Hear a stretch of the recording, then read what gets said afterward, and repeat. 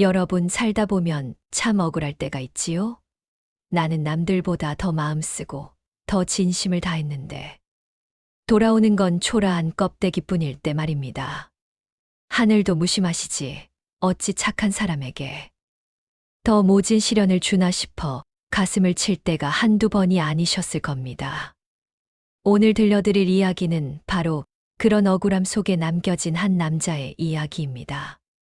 하지만 끝까지 들어보세요. 사람의 눈에 보이는 복이 전부는 아니니까요. 지금 바로 시작합니다. 바람 끝이 제법 매서워지던 늦가을이었습니다. 평생을 마을 제일 가는 부자로 깐깐하지만 정직하게 살아온 이른의 노인이 갑자기 자리에 눕고 말았습니다. 건장하던 양반이 하루아침에 낙엽처럼 바스락거리는 몸이 되어버린 겁니다. 방 안에는 씁쓸한 탕약 냄새만 가득했지요. 의원마저 고개를 가로젓고 나간 그날 밤, 아버지는 가쁜 숨을 몰아쉬며 새 아들을 급히 불렀습니다. 이제 내 때가 되었구나. 아버지의 목소리는 다 타버린 촛불처럼 위태로웠습니다. 앙상하게 마른 손이 이불 위에서 파르르 떨리고 있었지요. 그 모습을 지켜보는 새 아들의 표정은 제각각이었습니다. 35의 큰아들과 30살 된 둘째는 문지방을 넘으면서부터 눈동자가 바쁘게 돌아갔습니다. 벽에 걸린 족자며 구석에 놓인 자개장이며 슬픔보다는 이제 저것이 누구 차지가 될까 계산하는 눈빛이 역력했지요. 입술을 혀로 축이는 그들의 모습에서 비릿한 탐욕이 익혔습니다. 하지만 25 막내는 달랐습니다. 막내는 문가에 들어서지도 못한 채 수척해진 아버지의 얼굴만 보며 입술을 깨물었답니다. 아버지 어쩌다 이렇게 야위셨습니까? 가슴 한 구석이 쿵 하고 내려앉는 것만 같았습니다.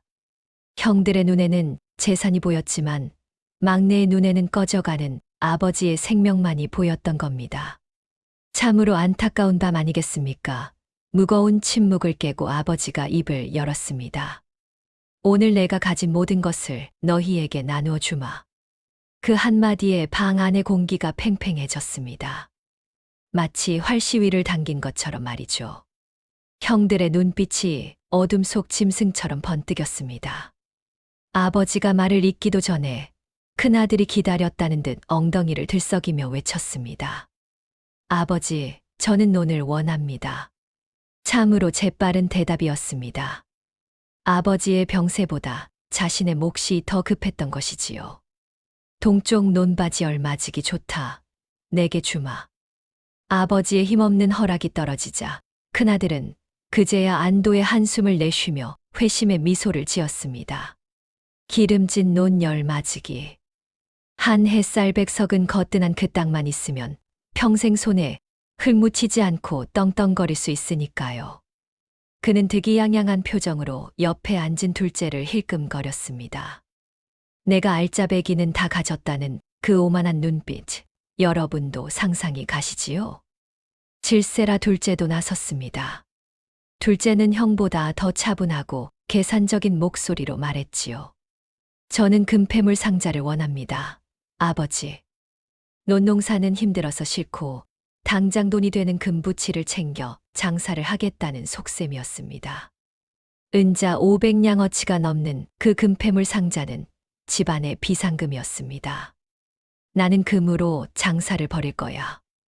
형, 논 열마지기로 뭘 하려고? 하하. 둘째가 코웃음을 쳤습니다. 형제간의 우애는 이미 재산 앞에서 산산조각이 난 지 오래였습니다. 그 탐욕스러운 아귀다툼 앞에서 아버지는 말없이 씁쓸한 눈물을 삼키고 계셨지요. 이제 방 안에는 막내 하나만 남았습니다. 형들이 알짜배기 재산을 다 챙겨간 뒤였지요. 아버지는 미안함으로 젖은 눈을 들어 막내를 바라보았습니다. 촛불 그림자가 아버지의 주름진 얼굴을 덮었습니다. 막내야, 너에게 줄 것은 뒷마당의 소 한 마리뿐이구나. 순간 방 안에는 찬물을 끼얹은 듯 정적이 흘렀습니다.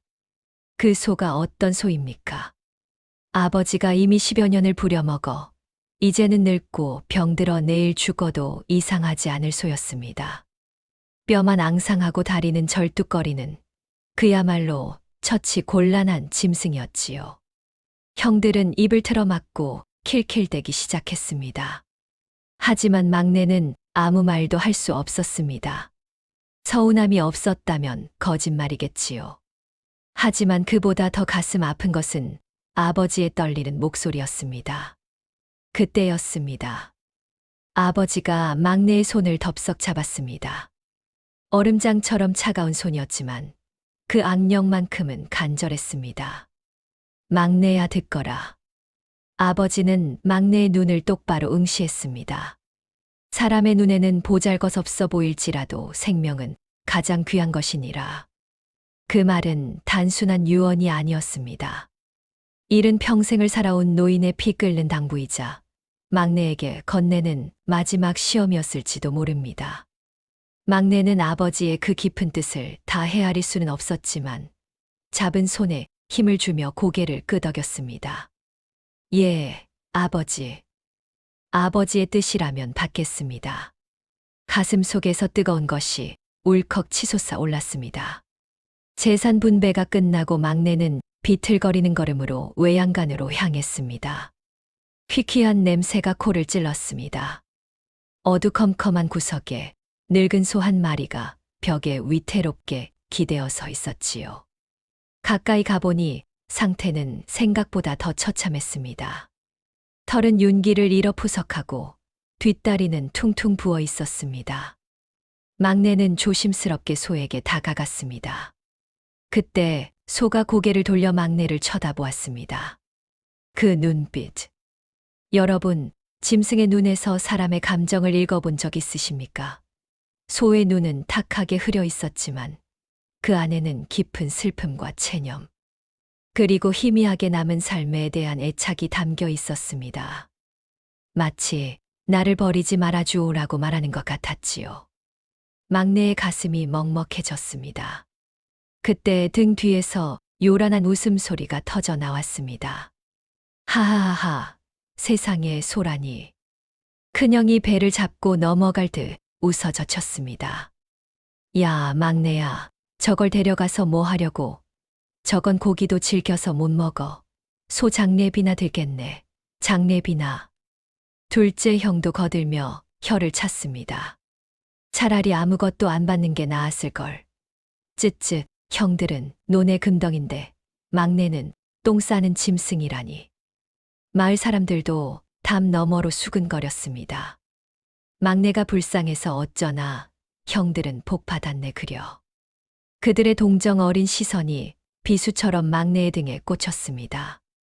막내는 주먹을 불끈 쥐었습니다. 손톱이 손바닥을 파고들어 피가 맺힐 지경이었지요. 당장이라도 소리치고 싶었습니다. 하지만 막내는 입술을 깨물며 꾹 참아냈습니다. 여기서 화를 내면 아버지의 마지막 선물인 이 생명마저 부정하는 것이 될 테니까요. 막내는 떨리는 손으로 소의 거친 목덜미를 쓰다듬었습니다. 소가 힘없이 막내의 손에 머리를 기댔습니다. 따뜻했습니다. 살아있는 것의 온기였습니다. 그래도 너도 아버지의 식구 아니냐. 가자. 내가 너를 지켜주마. 해질녘 막내는 낡아빠진 노끈으로 소를 묶어 대문을 나섰습니다. 빈손이나 다름없는 참으로 초라한 출가였습니다. 막내가 대문을 나서자마자 집안에서는 둥둥 북소리가 울려 퍼졌습니다. 여봐라, 술상을 내오너라. 오늘 밤은 우리 형제 세상이다. 큰형의 호기로운 고함과 기생들의 웃음소리가 담장을 넘어왔습니다. 아버지가 아직 숨을 헐떡이며 누워 계신데 형들은 벌써 재산을 자축하며 잔치를 벌이기 시작한 겁니다. 어떻게 이럴 수가 있나. 막내는 가던 걸음을 멈추고 뒤를 돌아보았습니다. 환하게 불 켜진 사랑채에서는 기름진 고기 굽는 냄새와 흥겨운 가락이 흘러나왔습니다. 그리고 자신의 곁에는 병들어 숨소리조차 거친 늙은 소 한 마리뿐이었지요. 찬 바람이 막내의 옷깃을 파고들었습니다. 사무치는 외로움과 억울함이 파도처럼 밀려왔습니다. 하지만 막내는 눈물을 훔치지 않았습니다. 대신 낡은 노끈을 손목에 칭칭 감아 단단히 쥐었습니다. 가자. 뒤돌아보지 말자. 우리는 우리 길을 가는 거야. 어둑어둑해지는 길 위로 청년과 늙은 소의 그림자가 길게 늘어졌습니다. 그 뒷모습은 쓸쓸했지만 어딘가 모르게 단단해 보였습니다. 10년 뒤, 이 초라한 선택이 어떤 기적을 불러올지. 아무도 모른 채 그렇게 막내의 긴 겨울밤은 시작되었습니다. 막내가 병든 소를 이끌고 도착한 곳은 마을 끝. 인적조차 드문 야산 기슭의 허름한 움막이었습니다. 아버지 대에서 품꾼들이 잠시 머물다 떠나곤 했던 이제는 버려진 폐가나 다름없는 곳이었지요. 문틈으로 황소바람이 숭숭 들어와 촛불조차 제대로 켜기 힘들었습니다. 지붕 얹은 새끼줄은 삭아서 끊어지고 바닥에는 10년 묵은 먼지가 발목까지 차올랐어요. 막내는 거미줄이 뒤덮인 천장을 멍하니 올려다보았습니다. 여기서 정말 여기서 살아야 하는구나. 가슴 한 구석이 꽉 막힌 듯 답답해져 왔습니다. 하지만 당장 몸 위의 곳은 여기뿐이었지요. 막내는 짐을 풀기도 전에 깊은 한숨부터 토해냈습니다. 막내는 떨리는 손으로 겨우 촛불을 밝혔습니다. 그리고 외양간으로 들어가 소를 살폈지요. 어둠 속에서 드러난 소의 몰골은 생각보다 훨씬 더 처참했습니다. 갈비뼈는 앙상하게 드러나 손을 대면 뼈마디가 고스란히 만져질 정도였고, 뒷다리는 퉁퉁 부어올라 건드리기만 해도 소가 흠칫거며 고통스러워했습니다. 눈은 초점 없이 흐릿하게 풀려 있어 마치 삶의 끈을 놓아버린 것만 같았지요. 막내는 그 자리에 주저앉고 말았습니다. 차갑게 식어가는 소의 목을 와락 끌어안았어요. 거친 털의 감촉이 뺨에 닿자 참았던 눈물이 왈칵 쏟아졌습니다. 이렇게 심했구나. 미안하다, 미안해. 막내의 어깨가 들썩였습니다. 자신의 처지보다 아무 말 없이 고통을 견뎌온 이 짐승이 더 안쓰러웠던 겁니다. 막내는 소의 귀에 대고 흐느끼며 맹세했지요. 내가 꼭 살려낼게. 그날 밤 막내는 잠 한숨 이루지 못했습니다. 소의 거친 숨소리가 혹여나 멈출까봐 밤새 소의 곁을 지키며 그 얕은 숨결에 귀를 기울여야 했으니까요. 다음 날 새벽 똥이 트기도 전에 막내는 맨발로 산을 올랐습니다. 제대로 된 신발도 없이 해진 집신을 신고 거친 산길을 헤맸지요. 날카로운 돌부리에 발이 찍히고 가시덤불의 종아리가 찢겨 피가 배어 나왔습니다. 하지만 몸의 고통보다 더 괴로운 건 막막함이었습니다. 약초를 찾아야 하는데 온 산이 푸른 풀 천지일 뿐 무엇이 약초인지 알 수가 없었으니까요.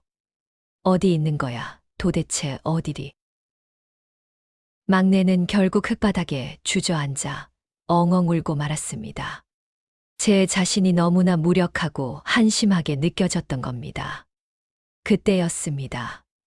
머릿속에서 아련한 목소리가 들려왔어요. 막내야, 이 보랏빛 도는 풀을 보렴. 10살 저 돌아가신 어머니가 산나물을 캐며 해주셨던 말씀이었습니다. 이건 다리 부은데 지식여 바르면 좋고 저 뿌리는 기운 없을 때 다려 먹이면 힘이 솟는단다. 그때는 흘려들었던 어머니의 따뜻한 목소리가 절망의 순간에 기적처럼 떠오른 겁니다. 막내는 눈물 범벅이 된 얼굴을 들었습니다. 그러자 거짓말처럼 풀숲 사이로 어머니가 말씀하셨던 그 약초들이 눈에 들어오기 시작했지요. 어머니 보고 계시는군요. 막내는 다시 일어섰습니다. 흙투성이가 된 손으로 미친 듯이 약초를 캐기 시작했지요. 손톱 밑에 시커먼 흙이 끼고 손가락이 부르터도 막내는 멈추지 않았습니다. 그날 밤부터 막내의 지독한 간병이 시작되었습니다. 움막 앞에 불을 피우고 무쇠솥을 걸어 약초를 달았지요.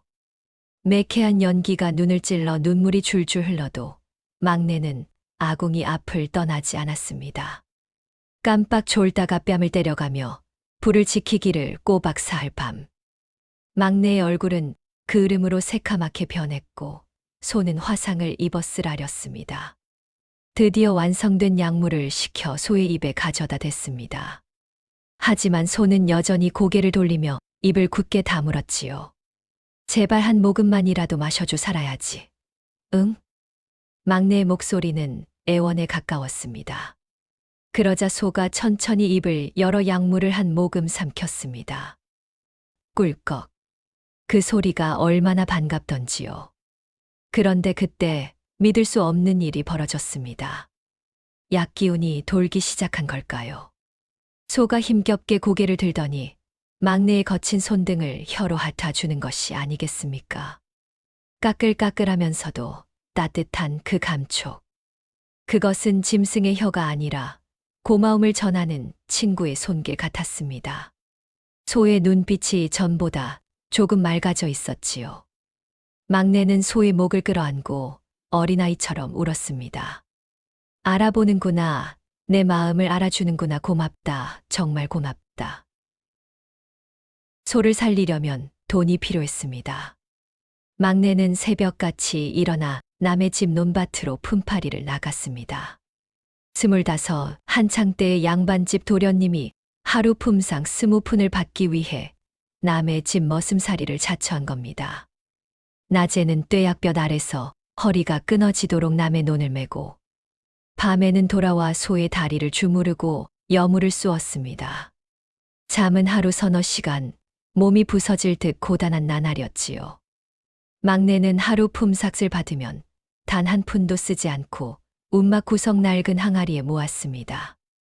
땡그랑. 동전이 떨어지는 그 맑은 소리가 유일한 위로였습니다. 언젠가는 이 돈으로 우리 땅을 살 거야. 달빛이 비치는 밤이면 막내는 항아리를 쓰다듬으며 중얼거렸습니다. 비록 지금은 초라한 푼돈이지만 그 안에는 막내의 피땀과 꿈이 담겨 있었으니까요.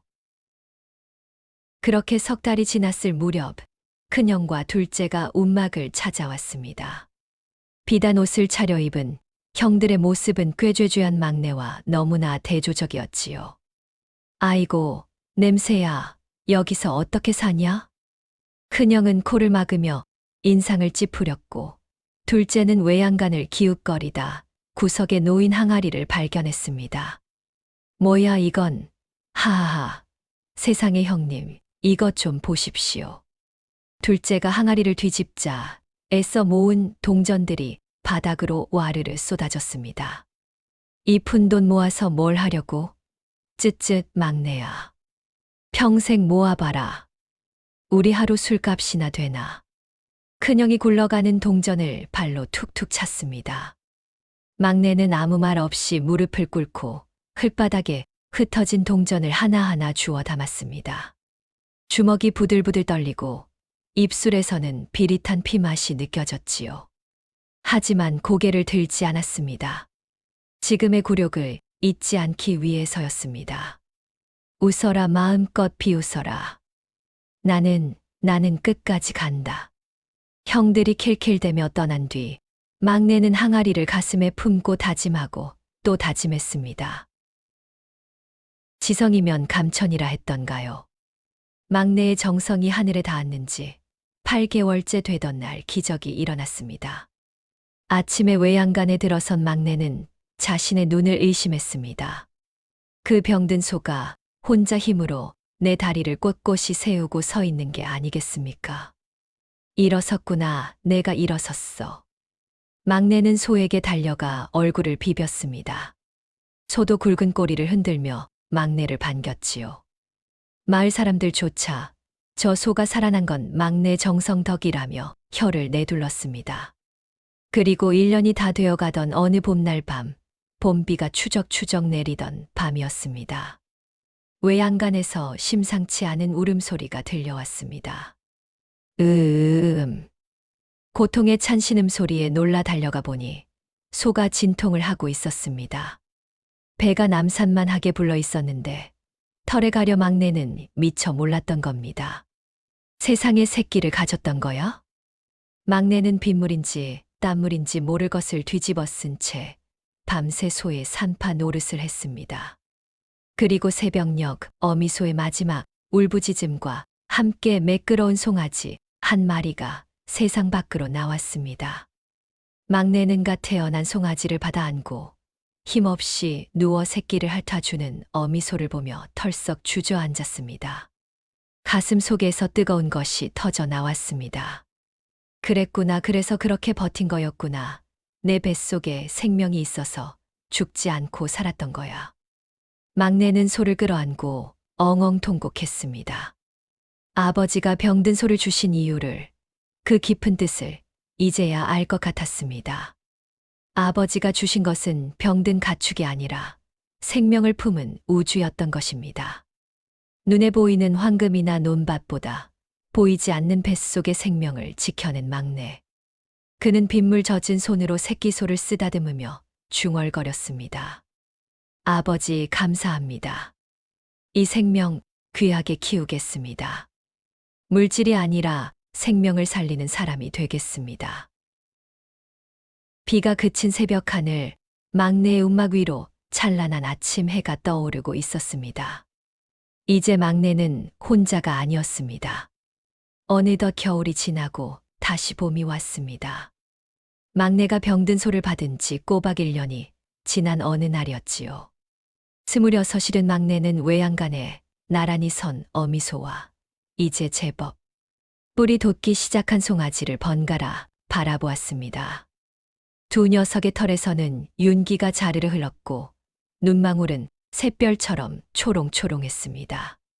막내는 어미소의 따뜻한 목덜미를 쓰다듬으며 입술을 굳게 다물었습니다. 이제 우리 힘으로 뭔가 해보자. 남의 땅 말고 우리 땅을 갖자. 가슴 깊은 곳에서 뜨거운 불덩이가 올라왔습니다. 언제까지 남의 집 머슴살이로 살 수는 없는 노릇 아니겠습니까? 하지만 현실은 냉혹했지요. 땅 한 평살도 넘는 빈털터리 신세, 가진 것이라곤 튼튼한 소 2마리와 터질 듯한 젊은 뿐이었으니까요. 그러던 어느 날, 막내는 소 먹일 꼴을 베러 마을 뒷산 중턱을 오르고 있었습니다. 가시덤불을 헤치고 나아가다 우연히 탁 트인, 하지만 누구도 거들떠보지 않는 땅을 발견했지요. 그곳은 땅이라기보다는 돌무덤에 가까웠습니다. 집채만한 바위가 뒹굴고 억센 잡초와 가시넝쿨이 뒤엉켜 발 디딜 틈조차 없는 황무지였어요. 바람이 불 때마다 황량한 흙먼지만 일어나는 그곳을 보며 사람들은 귀신도 안 살고 뒤라며 혀를 찼지요. 하지만 막내의 눈은 달랐습니다.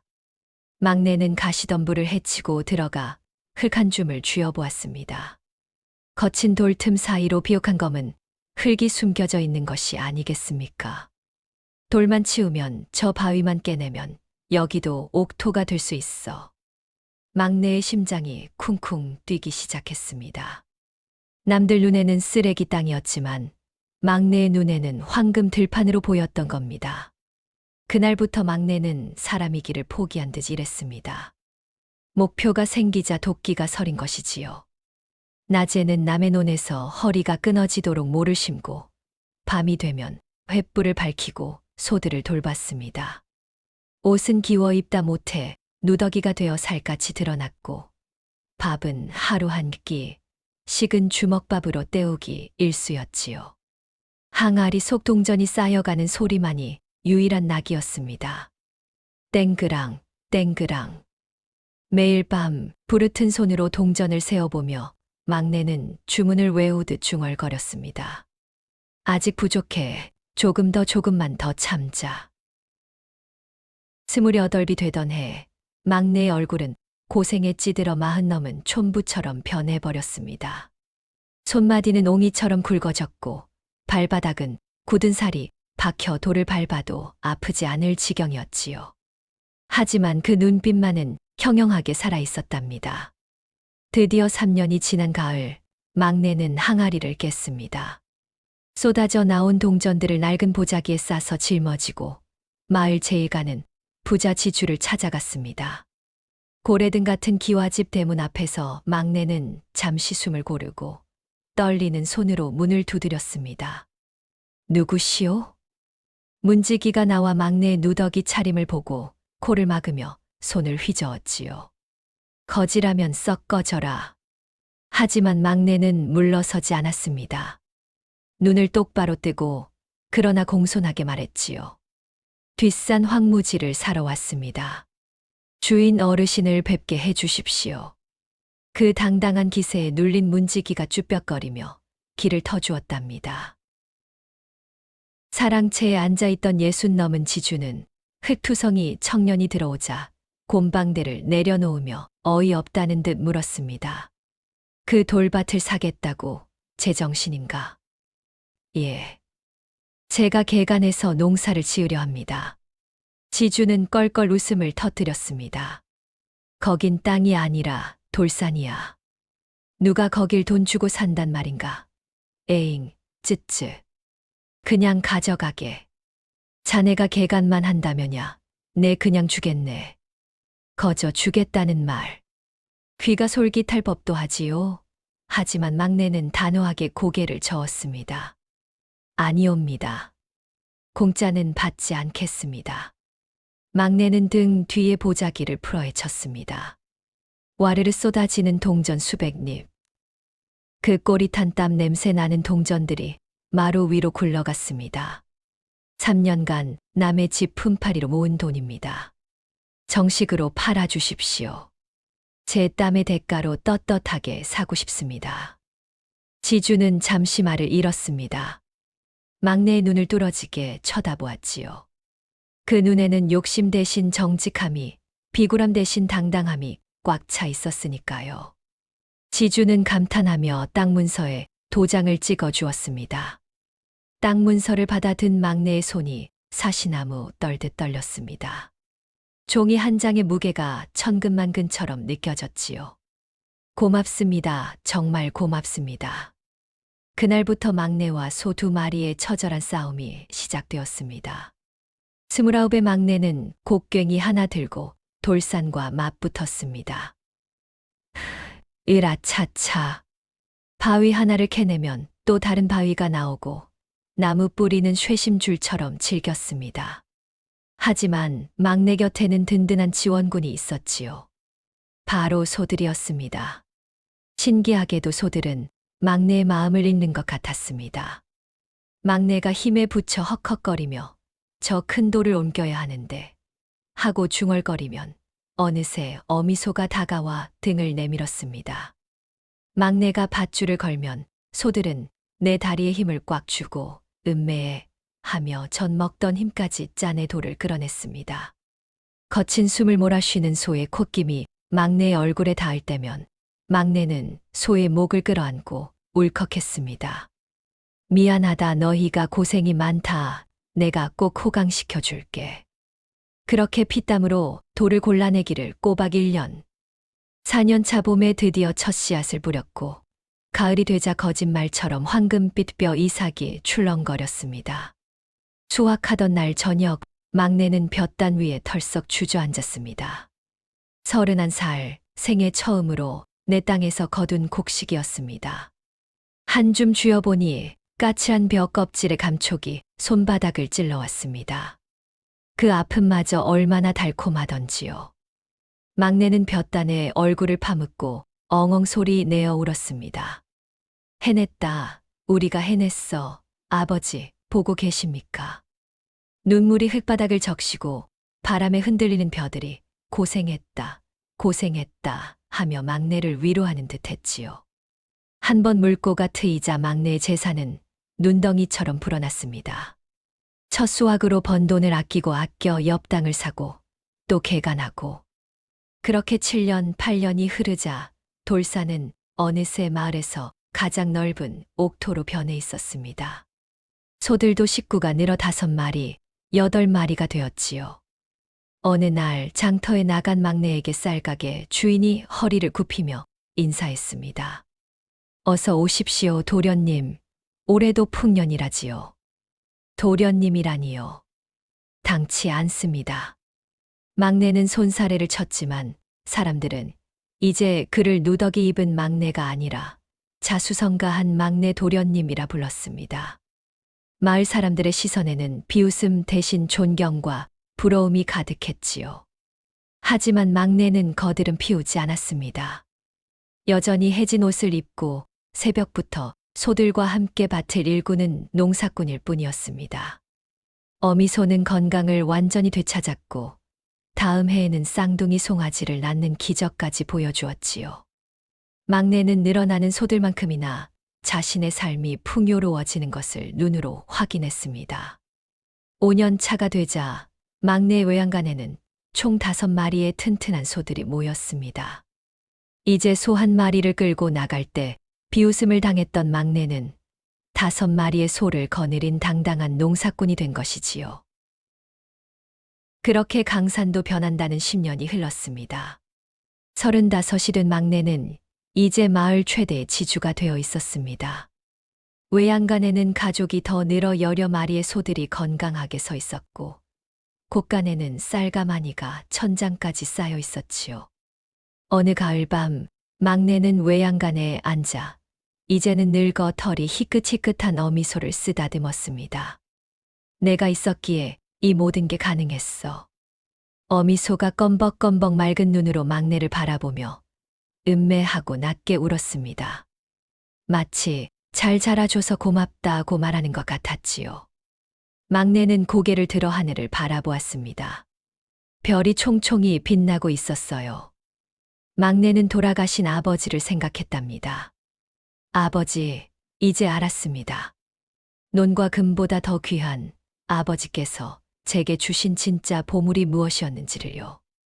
막내의 목소리가 밤하늘로 퍼져나갔습니다. 바람이 불어왔어요. 마치 아버지의 대답처럼 느껴졌답니다. 막내는 그렇게 자신의 힘으로 일군 땅에서 얻은 풍요를 가슴 가득 느꼈습니다. 하지만 여러분, 모두가 이처럼 결실의 땀을 흘린 것은 아니었습니다. 막내가 이토록 견고한 세월을 쌓아 올리는 동안 논과 금을 택했던 그의 두 형제는 어떤 나날을 보냈을까요? 탐욕과 나태의 덫에 걸려 스스로 운명을 무너뜨린 그들의 10년을 이제 따라가 보겠습니다.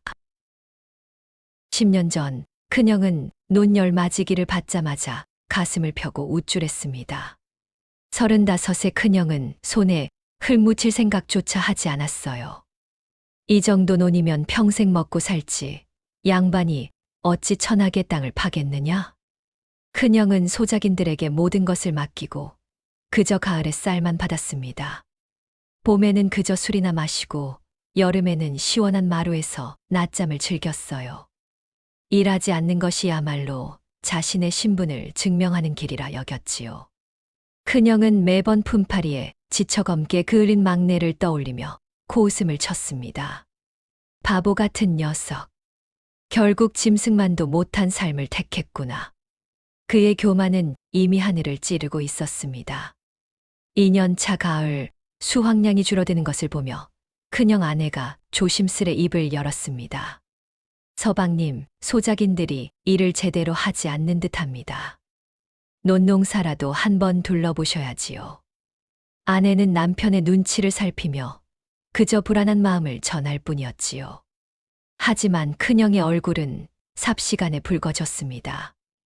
여자가 무슨 농사 걱정이야. 소작인들이 알아서 하거늘.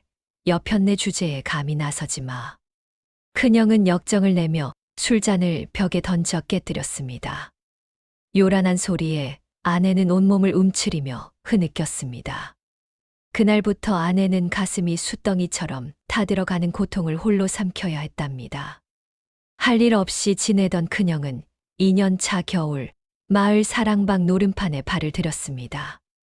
처음에는 재미로 시작했으나 돈이 왔다 갔다 하는 짜릿함에 중독되고 말았지요. 3년 차 큰형은 노름에서 크게 잃었습니다. 은자 100냥이라는 거금을 날렸어요. 집에 돌아온 큰형은 잿빛 얼굴로 아내에게 논 2마지기를 저당 잡혀야 한다고 통보했습니다. 서방님, 제발 논을 잡히시면 저희는 어찌 살라고요. 아내는 무릎을 꿇고 통곡했지만 큰형은 이미 귀를 막았습니다. 사흘 후 논 두마지기는 빚쟁이에게 넘어갔고 큰형은 빚 스트레스에 술독에 빠져 살기 시작했습니다. 옷에서는 지독한 술 냄새와 구정물 냄새가 진동했고 낮에는 논두렁에 쓰러져 잠들기 일쑤였지요. 내가 왜 이렇게 되었을까 생각할 겨를도 없이 큰형은 술로 괴로움을 잊으려 했습니다. 한편 금 상자를 받았던 30살의 둘째는 스스로를 장사의 귀재라 여겼습니다. 금으로 비단, 도자기 등을 사고 팔아 2, 3년간 은자 수백 냥을 벌어 초기 성공을 거두었지요. 역시 나는 형과 막내와는 달라. 지혜로운 자만이 부자가 될 수 있는 법이지. 그의 자만심은 날이 갈수록 커졌고 비단옷에 은으로 만든 부채까지 들고 다니며 거들먹거렸습니다. 하지만 5년 차 봄, 그의 눈에 독을 심는 낯선 장사치가 접근했습니다. 날이 청나라와의 큰 장사입니다. 미천만 있으면 금이 10배로 불어납니다. 둘째의 눈은 탐욕으로 번쩍였습니다. 10배라니, 이 기회만 잡으면 막내 같은 건 평생 쳐다보지도 못할 만큼 부자가 될 수 있어. 둘째는 이판사판이었습니다. 가문의 유산인 금패물 상자를 모두 비웠고 은자로 환산하면 500냥이 넘는 전 재산을 꺼내려 했습니다. 서방님, 모든 금을 한꺼번에 투자하시면 안 됩니다. 제발 조금만이라도 남겨두세요. 둘째 아내가 울며 그의 팔을 붙잡았지만 둘째는 아내의 손을 뿌리쳤습니다. 닥쳐, 내가 뭘 안다고 잔소리야. 이 기회 놓치면 평생 후회한다. 그의 얼굴은 붉게 달아올라 분노로 일그러져 있었어요. 결국 둘째는 탐욕에 눈이 멀어 전 재산을 사기꾼에게 넘겼습니다. 2달 후 장사치는 흔적도 없이 사라졌지요. 내 금이 내 금이. 둘째는 거리에 쓰러져 땅을 치며 통곡했습니다. 손톱으로 얼굴을 긁고 피가 나는 줄도 몰랐어요. 30년 가문의 유산이 하루아침에 연기처럼 사라진 겁니다. 10년이 흐른 겨울이었습니다. 45이 된 큰형은 논열맞이기를 모두 탕진하고 허름한 초가집마저 빚쟁이들에게 뺏길 지경이었습니다. 어느 날 더 이상 견디지 못한 아내가 짐을 꾸리며 말했습니다. 친정으로 가겠습니다. 아이들을 더 이상 굶길 순 없어요. 큰형은 술에 취해 비틀거리다 마지막 남은 자존심마저 버렸습니다. 큰형이 소리쳤습니다. 그래, 다 가버려. 그리고는 마지막 남은 초가집의 집문서를 찢어 불 속에 던져버렸습니다. 서방님, 안 돼요. 그게 우리 마지막 재산이었어요. 아내의 비명이 방 안을 찢었지만 종이는 활활 타올라 재가 되고 말았습니다. 큰형 가족은 모든 것을 잃고 길거리에 나앉을 신세가 된 겁니다. 둘째 역시 빚쟁이들에게 쫓겨 집마저 빼앗기고 거리로 내몰렸습니다. 굶주림에 아이들이 울부짖고 아내들은 울음을 삼키며 친정으로 갈 채비를 했습니다. 눈이 펑펑 내리던 밤, 큰형은 홀로 폐허가 된 옛집 터를 뒤지고 있었습니다. 그때 손에 딱딱한 나무 토막이 잡혔지요. 그것은 10년 전 막내가 병든 소를 끌고 나갈 때 아버지가 짚고 계시던 낡은 지팡이였습니다. 큰형은 지팡이를 붙잡고 눈 속에 무릎을 꿇었습니다. 아버지, 아버지, 그의 목소리는 짐승의 울음소리처럼 처절했습니다. 뒤따라온 둘째도 지팡이를 보고 몸이 얼어붙었습니다. 10년 전 그들이 비웃었던 막내의 선택을 말없이 지켜보시던 아버지의 모습이 떠올랐기 때문이지요. 우리가 잘못 선택한 거였어. 아버지는 알고 계셨던 거야. 막내에게 진짜 보물을 주셨던 거였어. 두 형제는 그제야 뼈저리게 후회했습니다. 그들의 탐욕과 교만이 얼마나 어리석고 맹목적이었는지 지팡이의 차가운 촉감만이 그들을 짓눌렀습니다. 추위가 뼛속까지 파고드는 눈밭에서 큰형은 이를 악물었습니다. 이럴 수는 없어. 우리가 이렇게 비참하게 끝날 수는 없어. 그는 눈물과 콧물이 범벅이 된 얼굴로 둘째를 바라봤습니다. 아이들이라도 살려야 해. 자존심, 그깟 자존심은 버리자. 두 형제는 이미 모든 것을 잃었습니다. 논도, 금도, 집도, 그리고 스스로를 지탱하던 교만마저도요. 그때 큰형이 낡은 지팡이를 꽉 움켜쥐고 떨리는 목소리로 말했습니다. 막내에게 가자. 아버지께서 우리에게 주셨던 마지막 기회일지도 몰라. 그들이 10년 전 내쫓았던 그 막내에게 이제 구걸하러 가는 신세가 되었습니다. 눈 속에 찍힌 두 형제의 발자국은 처절하고 외로웠답니다. 막내의 집은 이제 저택이라 불러야 마땅했습니다. 마을 제1의 기와집에서 풍년을 기념하는 큰 잔치가 벌어졌어요. 기름진 고기 굽는 구수한 냄새와 막걸리에 톡 쏘는 냄새가 마당 가득 진동했습니다. 35의 막내는 깨끗한 두루마기를 입고 상석에 앉아 있었지요. 관아의 사또까지 와서 막내에게 공손히 술잔을 올렸습니다. 막내 날이 올해도 곡식이 넘치시니 하늘의 복을 받으신 듯합니다. 사또의 목소리는 진심이었고 막내는 겸손하게 대답했습니다. 그 모습은 10년 전 병든 소를 끌고 나가던 초라한 막내가 아니었지요. 온 마을 사람들이 막내의 성공과 인품에 존경을 표하고 있었습니다. 바로 그때였습니다. 저택의 뒷문 쪽으로 큰형과 둘째가 슬금슬금 다가왔습니다. 45과 40이 된 두 형제는 거지나 다름없는 누더기를 걸치고 있었어요. 잔치 마당에서 풍겨 나오는 음식 냄새가 코를 찔렀습니다. 큰형은 배가 고파 사흘째 굶은 배를 움켜쥐고 헛구역질을 했습니다. 둘째는 입술이 바짝 말라 갈라져 있었지요. 막내의 하인들이 이들을 발견하고 빗자루를 들고 호통쳤습니다. 이봐, 거지들이 어딜 감히 썩 물러나지 못해. 하인들의 비웃음과 고약한 냄새에 대한 멸시를 온몸으로 받아내며 큰형은 떨리는 목소리로 외쳤습니다. 잠깐만, 우리는 주인 나리의 형님들이요. 하인들은 눈을 동그랗게 뜨고 그들을 위아래로 훑어보았습니다. 그 더러운 몰골을 보고는 곧 폭소를 터뜨렸지요. 뭐, 나리의 형님, 하하하, 거짓말도 분수껏 해야지. 하지만 결국 한 하인이 안으로 뛰어들어가 막내에게 귓속말을 전했습니다. 막내의 손이 움직임을 멈추더니 들고 있던 술잔을 소리 없이 내려놓았습니다.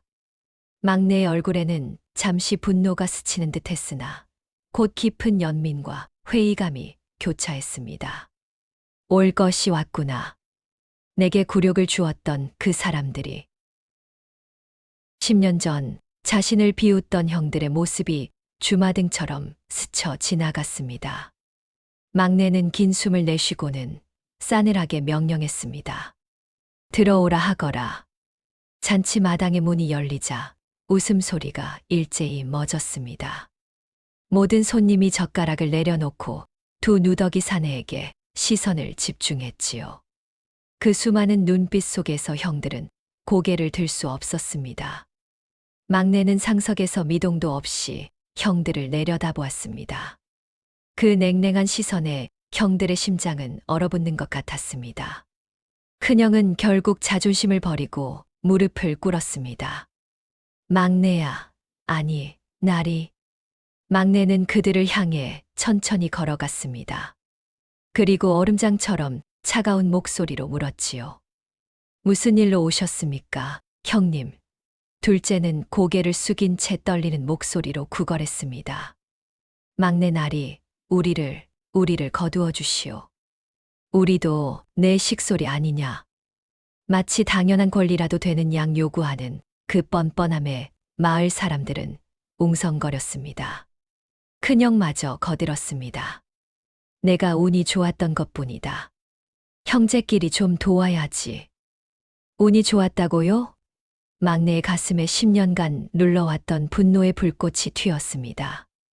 막내는 냉소적인 미소를 지으며 형들의 눈앞에 섰습니다. 형님들 기억하십니까? 10년 전 제가 병든 소 한 마리를 받았을 때를. 막내는 형들의 가장 치욕스러운 기억을 끄집어냈습니다. 그때 큰형님께서는 그걸 데려가서 무엇을 한단 말이냐? 소 장례비나 들겠네 하시며 배를 잡고 웃으셨죠.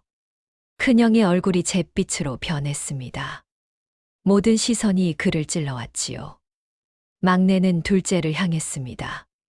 둘째 형님은 제가 모아둔 푼돈 항아리를 보시고 평생 모아봤자 우리 하루 술값도 안 되겠구나 하시며 발로 차셨습니다.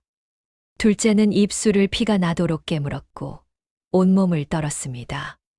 그 차가운 일갈에 두 형제의 교만은 산산이 조각나고 말았습니다. 그런 형님들을 제가 왜 거두어드려야 합니까? 돌아가십시오. 막내가 냉정하게 등을 돌리려는 순간 외양간에서 길고 애절한 소 울음소리가 들려왔습니다. 그 소리에 마당의 모든 사람이 놀라 돌아보았습니다. 막내의 걸음도 멈췄습니다. 어미소야, 내가 왜 우는 거니? 바로 그때 뒷문 밖에 무릎 꿇고 흐느끼던 형수들과 조카들이 모습을 드러냈습니다. 굶주려 기력이 없는 10살, 8살의 조카들이었지요. 아이들의 야윈 얼굴과 버려진 눈빛은 10년 전 병들어 축 늘어져 있던 어미소의 눈빛과 똑같았습니다. 그 처절한 눈빛에 막내의 가슴이 무너져 내렸습니다. 막내는 깊은 내적 갈등에 휩싸였습니다. 형님들은 용서할 수 없으나 저 아이들은 죄가 없다. 오랜 침묵 끝에 막내는 형들에게 마지막 기회를 주기로 결정했습니다. 좋습니다. 하지만 조건이 있습니다. 막내의 목소리는 단호했지만 분노는 사라져 있었습니다. 형님들은 이 집의 가장 밑바닥 품꾼으로 일하십시오. 다른 품꾼들과 똑같이 형이라고 봐드리지 않겠습니다. 그것도 싫으시면 돌아가십시오. 큰형은 땅에 이마를 박으며 울었습니다. 내 말이 맞다. 우리는 품꾼의 자격도 없다. 그래도 제발 살려다오. 막내는 눈물을 흘리는 형수들과 조카들을 바라보았습니다. 다만 아이들은 제 집에서 배불리 먹이고 글도 가르치겠습니다. 이 말에 형수들은 통곡하며 막내에게 거듭 절을 올렸습니다. 마을 사람들은 막내의 크고 깊은 마음에 진심으로 고개를 숙였습니다. 며칠 후 새벽 해가 막 떠오를 무렵이었습니다. 큰형과 둘째는 다른 품꾼들보다 먼저 일어나 밭으로 향하고 있었지요. 그들의 구분 등에는 예전의 교만함은 사라지고 오직 겸허함만이 남아 있었습니다. 막내는 창문에서 그 모습을 바라보며 외양간의 어미소를 떠올렸습니다. 형님들을 용서한 것이 아니야. 다만 생명을 귀하게 여기라던 아버지의 뜻을 지켰을 뿐이지. 막내는 떠오르는 아침 해를 바라보며 생각했습니다. 정직한 땀으로 맺어진 결실은 그 무엇과도 바꿀 수 없는 단단한 희망이 되는 법이지요. 그 희망은 이제 막내뿐만 아니라 스스로 잘못을 깨닫고 노동의 가치를 배우기 시작한 형제들에게도 작은 빛이 될 것입니다. 여러분, 오늘의 이야기는 여기서 마칩니다. 막내의 땀과 눈물, 그리고 그 지극한 정직함이 여러분의 가슴에도 깊은 울림으로 남았기를 진심으로 바랍니다. 오늘 들려드린 이 이야기가 마음에 드셨다면 잊지 마시고 구독과 좋아요를 눌러주십시오. 여러분의 따뜻한 관심이 또 다른 깊은 감동과 교훈이 담긴 이야기를 이어가는 든든한 힘이 된답니다. 다음 시간에도 삶의 진실이 담긴 더욱 풍성하고 감동적인 이야기로 여러분을 찾아뵙겠습니다. 그때까지 모두 평안하십시오.